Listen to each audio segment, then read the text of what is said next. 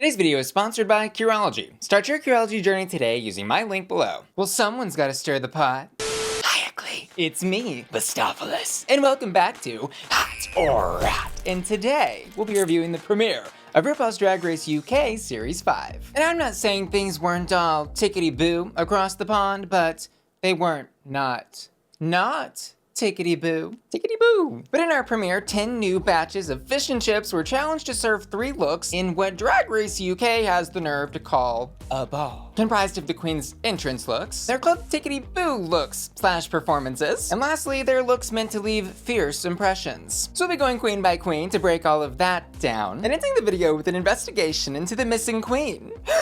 And girl, this post-production removal should win Grammys, Oscars, Golden Globes, fish and chips. Wake up, people. First up, and in the order they hit the Fierce Impressions runway, it's Michael, in and out of drag, Marouli. And Michael, I'll say firstly, was professional, congenial, and absolutely oozed talent out of every single pore. Both Michael's entrance and Tickety Boo looks were very 90s, extravagant glamour. I love how he really leans into the gold and black for these 2 looks. And seen together, these looks are very cohesive, and I feel like we've got a great understanding of who Michael is, especially after seeing their ability to perform all up and down that runway in splits, backbends, dripping in glamour and jewelry. Overall, these 2 looks and performance were absolutely hot. And Michael's Fierce Impressions runway?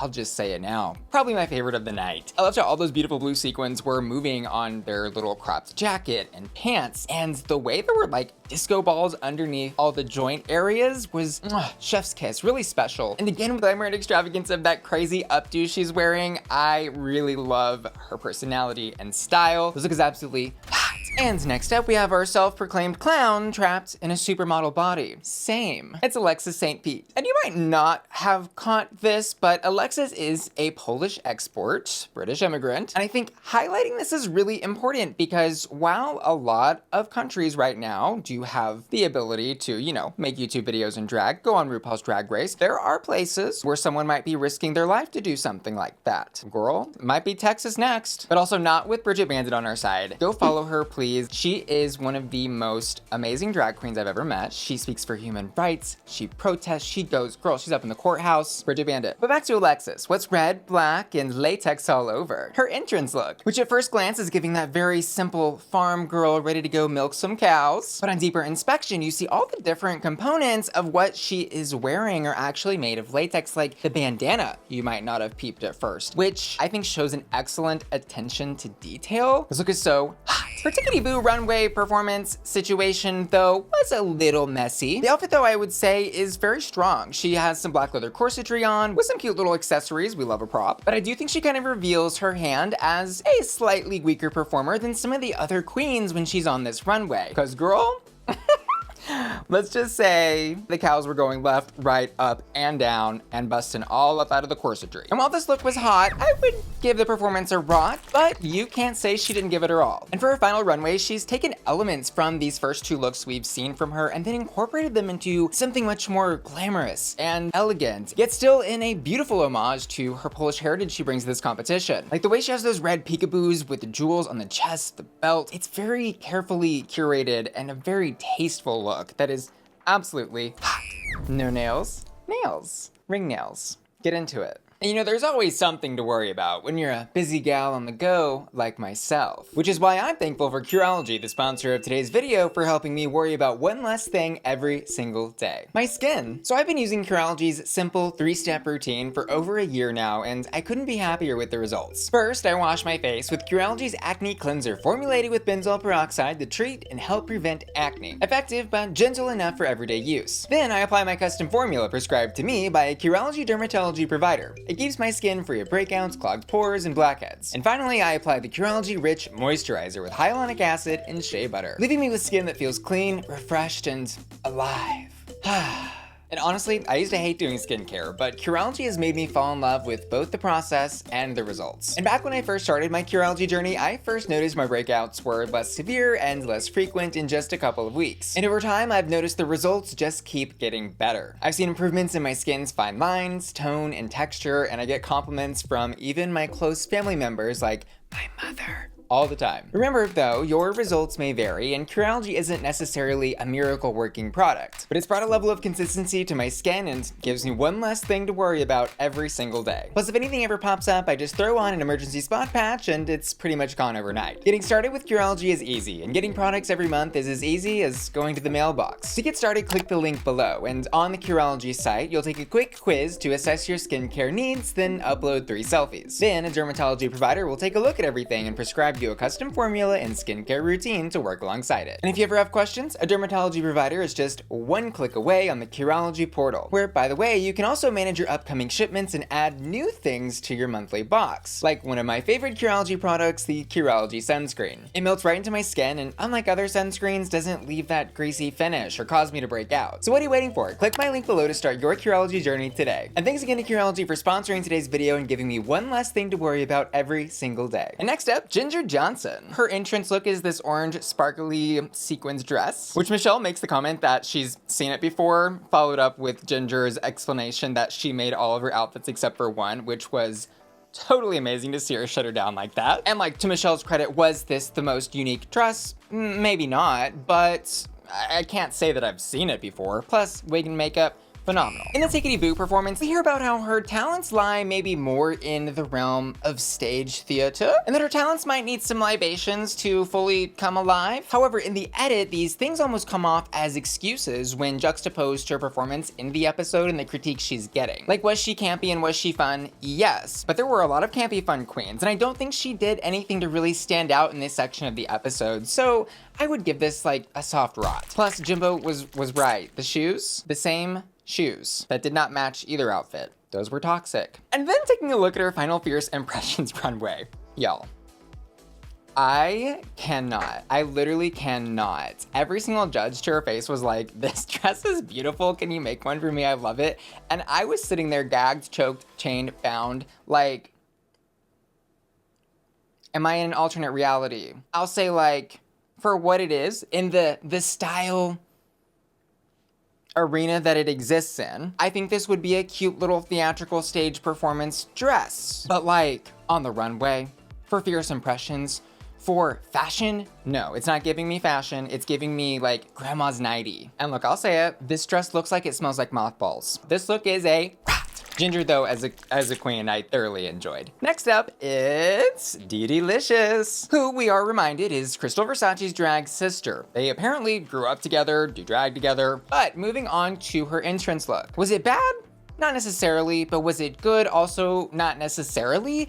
This feels like I have seen 100 different queens in some sort of jumpsuit with a cape that has puff sleeves. It's just not unique enough. It's not giving who is DedeLicious. And while the presentation is put together and she looks very pretty, I've got to give this look a rot. Her Tickety Boo look, though, is much more fun, youthful, exciting, and I love how those little feathers that are attached to chains move around as she performs, which, oh my god, her performance was amazing. She knew exactly what she was doing, well, aside from gluing her wig down, but conspiracy time, that could have been a little trick, a little ploy to get some more camera time. I would have done it. And she also, sure, could have accidentally lost the wig, but did y'all see the way she jumped into that split? A queen that can do that knows how to glue their wig down. That's all I'm saying. This performance was hot, but over on the runway, oh my god.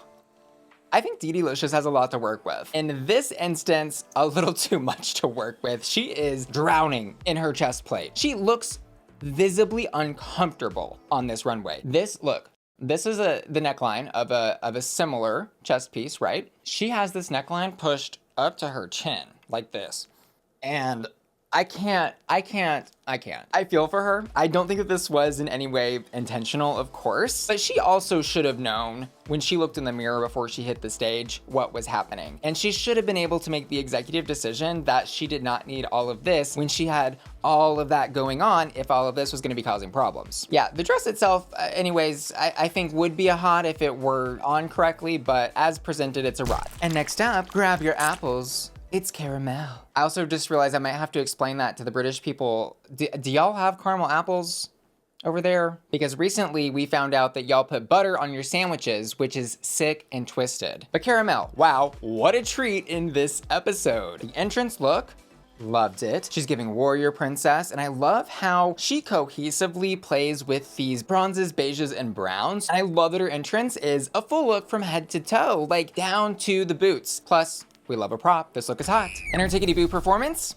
Phenomenal. She proved that she is one of the major contenders in the arena of performance in this season. Wow, she worked the hell out of that stage. And the look, while I would say it wasn't anything special when looking across her 3 looks for this episode, I think was exactly what was needed to get the job done and showcase how amazing she is at dancing. This was hot. And finally, her Fierce Impressions look is a beautiful combination of mesh and gold fabric armor pieces in the top part of the gown, which come down to this huge skirt that is layered in different shades of brown, beige, and gold in kind of those like camouflage-y pattern cutouts. It's a really unique and interesting look that absolutely screams caramel. And that gold crown, this look is so hot. And next up, her reputation precedes her. It's Banksie, who we learned this episode is the drag child of Cheddar Gorgeous, last season's runner-up. And my first opinions on Banksie across the episode, I think she's gonna be one to watch. She carries herself with this poise, and she has this look about her. It's that high fashion-y, eccentric beauty. Like you absolutely would open a magazine spread and see this face there. Well, let's take a look at her looks. Her entrance was okay. She's kind of giving Ariel with some like starfish on her body and in a kind of dress, starfish cutouts in a kind of dress with a red updo. And I do like the idea of this dress and also the idea of the one that we see in the Tickety Boo thing, which basically is the same dress but with a few more starfish. But ultimately, I think they're missing some kind of structure or additional pieces. So I'm gonna give both versions of this look a warming and a rot for what she did in the Tickety Boo performance. This was a little scary for me because I think as strong as she could be in this competition, there was a lot of aimless twirling that she did here on this runway. Aimless twirls though, kind of iconic.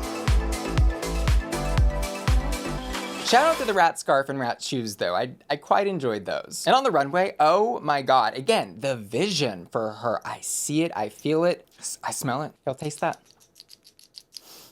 That's fashion. No, seriously, this gown is amazing. I love how she has spray painted in different shades of red and then added crystals to accentuate the spray paint designs on this white corseted gown that cascades down into like this waterfall thing and then is super stiff at the bottom. So stiff that she has to wiggle down the runway, and it's absolutely hot. And next up, the Queen of Pasties from Cornwall. It's Vicki Vivacious, who's another queen I think we'll have on our screens for quite a while, both because she's talented and because the judges love her. And the fashions for the first 2 looks, I thought were very strong. Entrance look, she's giving a little bit of executive, a little My Fair Lady. I really liked all the clean lines and shaping of that corset, jacket, dress situation. And although this look definitely needed a black stiletto instead of a pleaser boot, I'm gonna give it a hot. And then Tickety Boo look was even better, leaning more into that cabaret burlesque arena with the crystals and feathers and va-va-voom, or should I say vivacious. So yeah, looks across the board hot, and what she did on the runway for her performance thing was camp, it was comedy, it was, here's my skirt and I'm gonna rub it betwixt my thighs. I had a lot of fun with her until we got to her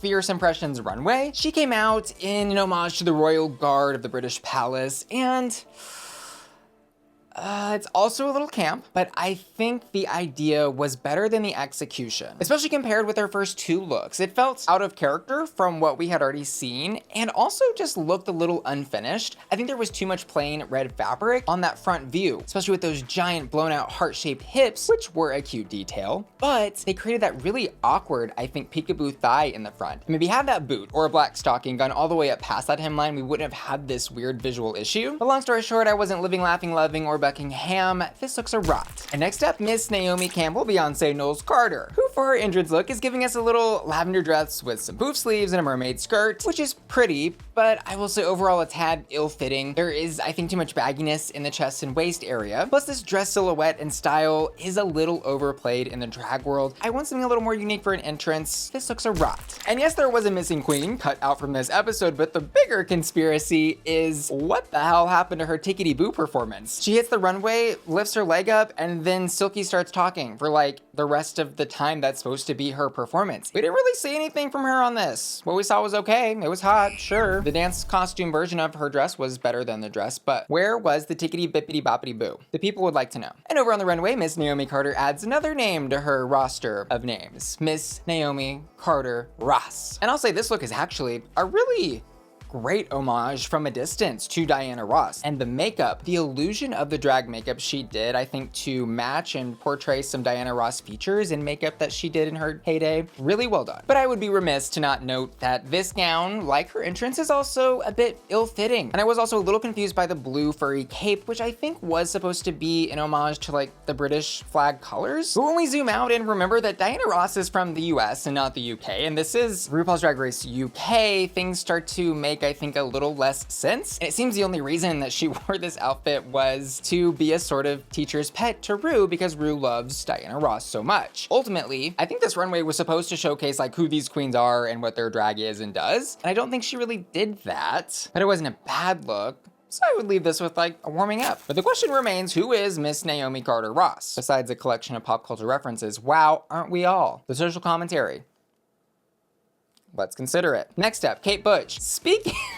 Speaking of pop culture, anyways, about the entrance look. This is a maroon or brown, I don't know, I'm colorblind, velvet dress jacket of some sort. It's giving me some 80s, it's giving me some big business. And let's be honest, she's advertised herself as a comedy queen and already proven that, so I am not really expecting tons of crazy fashion moments from her. But that doesn't mean I'm not going to judge her equally among the rest. So I'm gonna give this look a rot because I think the look is ugly. For her Tickety Boo performance though, she said, I'm gonna lose my shoe. I'm gonna use my shoe as a phone. I'm gonna swim across the stage. It was entertaining. I enjoyed what she threw down, which was literally her body onto the floor. She's very funny. This was hot. And on the runway, for her not being a look queen, this was a lot of fun. Ugly as hell, but fun. You can't tell me that this was not a visual treat between those huge white space buns with like, what is those, cherries in her hair or something, wearing what I could only describe as grandma's comforter, but it all worked together so well. The shape, the silhouette, and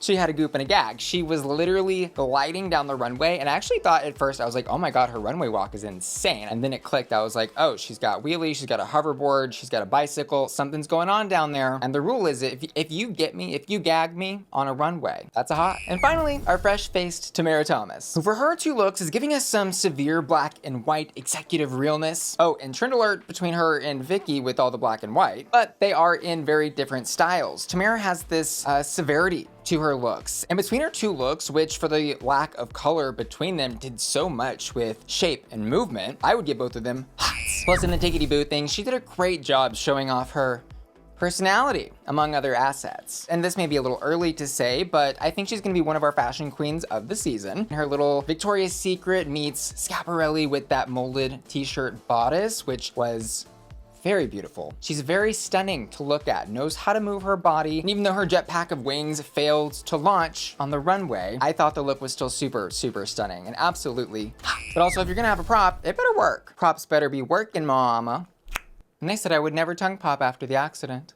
And so here we arrive at the discussion of what happened with the top two and the win. Looking at my points, I would have given the top two to Cara Melle and Michael Marouli, who I did give 15 and 14 points. And these two would be, according to my scoreboard, closely followed by Alexis and Tomara with 13 points each. But instead the judges give top two to Cara Melle and Vicki Vivacious. And look, Vicki had, I think, a great first two components of this ball, as we're calling it. But that final look really just left a rotten taste in my mouth. And the twist of this episode is, instead of an elimination, we are going to see a lip sync between our top two for the win, but not for a $5,000 tip, nor a $10,000 tip, a repeater badge. These poor girls, pay them, pay the girls, pay the queens. Pay the queens. And their lip sync is to a Gina G song, which I actually thought Cara Melle totally killed. This was her lip sync for me. And Vicki's was fun. I would give her a hot as well. It just felt very one note with the over-the-top camp factor, and Cara Melle had some more peaks and valleys for me. And finally, as you may or may not have noticed because the editing was so good, there was indeed an 11th queen in this episode. Some evidence that I found were some shots of, there was like her red fur coat in some of the entrances, but like this much touching the floor. And then we also saw on the final runway when Tomara was walking off stage, that queen is in front of Tomara, little black sequin dress. And then in the untucked moments, we do see pieces of like a blonde wig, maybe, and again, that black sequin dress. Well, let me know if you guys saw any other peeps of her in the comments below, because I may have been a little distracted as I was trying to do my reaction video to this episode, which of course I did upload to my Patreon at patreon.com/BussyQueen. That's my members only website where you can get exclusive extra bonus content like that reaction video and help support the channel. And finally, let's talk about hottest hats. For the entrance, I'm gonna give it to Caramel. And the fruity patootie thing, Caramel. And finally, the Fierce Impressions runway, I'm gonna give to Micah Marouli. And I also asked my patrons to vote on their hottest hot for the final runway, and they voted for Caramel. And lastly, I want to give an extra special thanks to today's video sponsor, Curology, and I want to give you one last reminder to click the link in the description of my video to start your Curology journey today. And I'm going to give an extra special shout out to Ashley Brungart, Dorothy Hall, Felicia, Frankie, Jeffrey Steenberg, Laura Set, Matthew Burns, Sailor, Sharkies, Stephen Topher, Tyler Hendricks MD, and Will and Tana, who are all supporting me at my Bussy Queen Collector tier. See y'all later. Love ya. Bye.